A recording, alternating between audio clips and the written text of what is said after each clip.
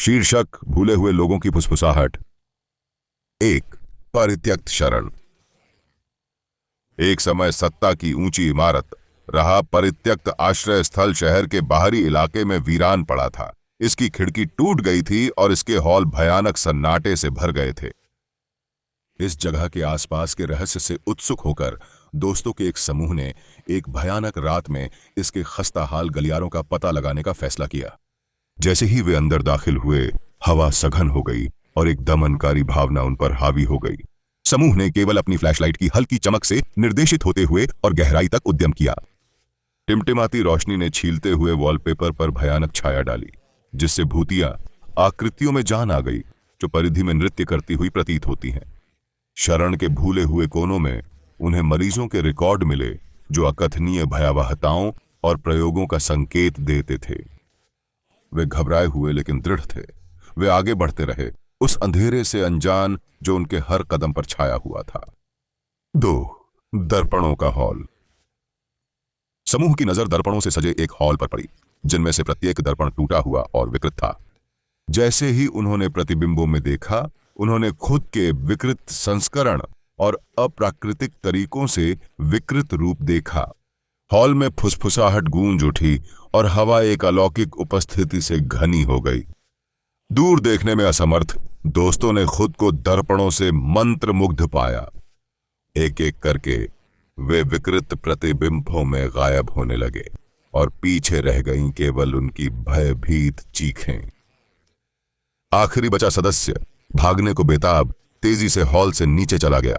विकृत फुसफुसाहट हर कदम के साथ तेज होती जा रही थी। 3. भूतिया खेल का मैदान।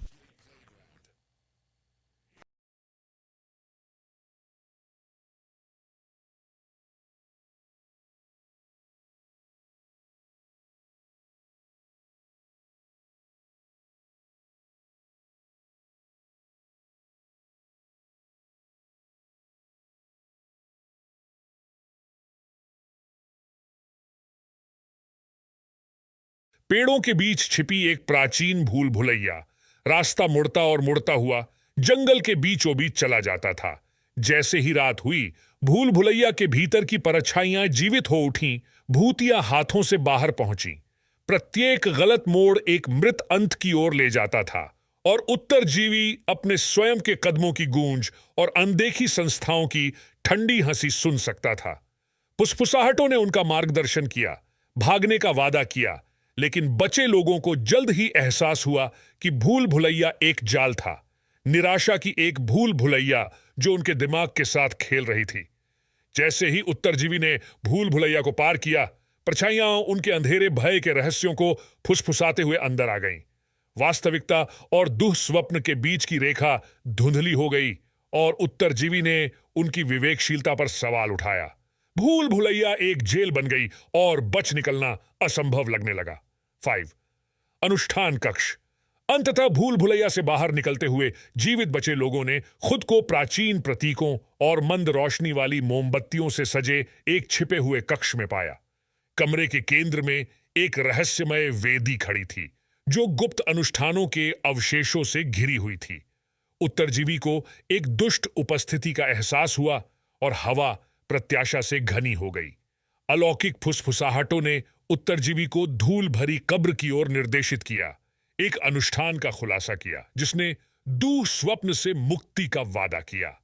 जैसे ही उन्होंने निर्देशों का पालन किया, परछाइयां आकार और पदार्थ लेकर चारों ओर इकट्ठी हो गईं। अनुष्ठान पूरा करते समय जीवित बचे लोगों के हाथ कांपने लगे। उन्हें इस बात का अंदाजा नहीं था कि इसके परिणाम क्या होंगे। कक्ष कांप उठा और हवा द्वेष से गूंज उठी। उत्तरजीवी का परिवेश बदल गया और वास्तविकता स्वयं ही छिन्न भिन्न हो गई। शरणस्थल, खेल का मैदान, भूल भुलैया सभी एक दुःस्वप्न समामेलन में विलीन हो गए। उत्तरजीवी को एहसास हुआ कि वे एक अलौकिक खेल में एक मोहरा बन गए हैं, समझ से परे ताकतों की कठपुतली। 6. शाश्वत रात्रि। जैसे ही उत्तरजीवी ने मर्ज किए गए दुःस्वप्न में प्रवेश किया, समय ने अपना अर्थ खो दिया। दिन और रात एक शाश्वत धुंधलके में विलीन हो गए और जीवित और मृत के बीच की सीमाएं धुंधली हो गईं। दर्पणों में खोए हुए दोस्त भूतिया खेल के मैदान में अनंत काल तक खेलते रहे, जबकि परछाइयां भूल भुलैया में रहस्य फुसफुसाती रहीं। उत्तरजीवी कभी न खत्म होने वाली भयावहता से परेशान होकर विकृत वास्तविकता से भटकता रहा। अतीत के चेहरे परछाइयों में टिमटिमा रहे थे और भूले हुए लोगों की फुसफुसाहट तेज हो गई थी। उत्तरजीवी का मन उन विकल्पों से परेशान होकर उलझन में पड़ गया जो उन्हें इस शाश्वत रात में ले गए। अंत में वे शरण के खस्ताहाल हॉल में बस एक और भूत बन गए, हमेशा के लिए भीतर के अंधेरे से उत्पन्न एक दुःस्वप्न में फंस गए। भूले हुए लोगों की फुसफुसाहटें गलियारों में गूंज रही थीं, जो नश्वर समझ से परे ताकतों के साथ हस्तक्षेप करने के लिए चुकाई गई कीमत की डरावनी याद दिलाती थी, और इसलिए परित्यक्त शरण स्थल उसकी दीवारों के भीतर प्रकट होने वाली भयावहता के स्मारक के रूप में खड़ा था, उन लोगों के लिए एक चेतावनी जो छाया में छिपे रहस्यों को खोजने का साहस करते थे।